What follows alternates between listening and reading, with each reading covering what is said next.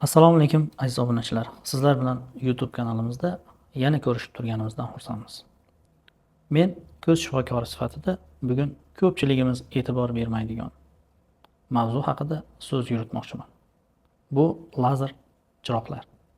Konsertlarda, bayramlarda, to'ylarda va maxsus uyushtiriladigan lazer shoular chiroyli albatta. Lekin bunda foydalaniladigan lazer chiroqlar ko'zimizga zarar berishi mumkinmi? Hech o'ylab ko'rganmisiz? Unda videomizni oxirigacha ko'rishni tavsiya etamiz.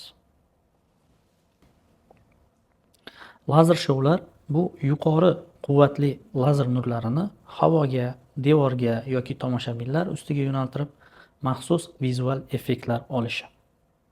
Bunda oddiy o'yinchoq lazer yoki ukaskalar uchun ishlatiladigan lazerlardan emas, maxsus sanoat professional lazerlardan foydalaniladi.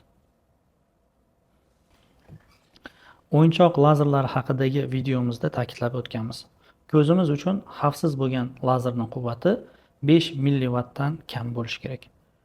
Lazer shoularda ishlatiladigan lazer nurlarining quvvati esa 500 milliwattdan 10,000 milliwattgacha bo'ladi. Lazer o'yinchoqlarda solishtirganda 2000 barobar katta hisoblanadi. Lazer o'yinchoqlar haqidagi videomizda aytib o'tganmiz. Ba'zi bir kichik kuchlanishli, ya'ni 5 milliwattli lazerni ham uzoq vaqt ko'zga tutib tursa, ko'z ichidagi to'r pardasini kuydirish mumkin. Bu sahna lazerlarida, lazer shoularida esa oddiy o'yinchoqdan ko'ra 2000 barobar kuchli quvvatga ega bo'lgan lazerlardan foydalaniladi. Bunday kuchlanishli lazer nuri ko'zga 10-20 millisekund davomida tushishi ham ko'zni to'r pardasini qaytarib bo'lmas o'zgarishlariga, ya'ni ko'zni to'r pardasida makula sohasini kuyishiga olib kelishi mumkin. Bunda ko'zning markaziy qismi makula sohasidagi nerv hujayralar lazer nurlari ta'sirida kuyib, o'z vazifasini bajara olmay qoladi va bemorlarda markaziy ko'rishni yo'qotilishi, ya'ni bemor qayerga qarasa o'sha joyda ko'ra olmasligi holati kuzatiladi. Afsuski, bunday holatlar uchrab turibdi. Mening praktikamda ham yaqindagina bir bemor qizimiz keldi. Lazer shoudan keyin ko'zni xiralashib qolganligiga shikoyat qilib.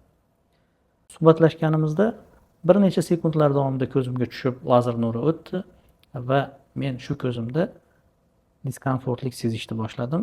Ertasi kuni ko'rish darajam pasayganligini anglab yetdim va bizga murojaat qilyapti. Afsuski, bu qizimizdagi bu jarayonni endi davolab ko'rish darajasini tiklay olmaymiz. Bundan ko'rinib turibdiki, lazer shoularida ishlatiladigan lazer nurlar bu oddiy emas. Bu ko'zimizga tushganda ko'zning to'r pardasini jiddiy kuyishiga sabab bo'luvchi kuchli quvvatlanishga ega bo'lgan lazerlar hisoblanadi. Afsuski, statistik ma'lumotlar oxirgi yillarda bunday holatlar ko'payayotganini ko'rsatmoqda. Ya'ni oxirgi 10 yil ichida lazer shoularda, ayniqsa yoshlarda bunday holatlar ko'p uchrab turibdi. Xulosa o'rnida shuni aytishimiz kerakki, lazer shoular chiroyli, lekin ko'zimiz uchun xavfsiz emas. U chiroq emas, o'yinchoq emas, kuchli quvvatlanishga ega bo'lgan nur hisoblanadi. Shuning uchun shifokorlar lazer shoularga borishni tavsiya etmaydi. Borsangiz ham lazer shoularda ko'zingizga lazer chiroqlarni to'g'ridan to'g'ri tushishiga yo'l qo'ymang. O'zingizni himoya qiling.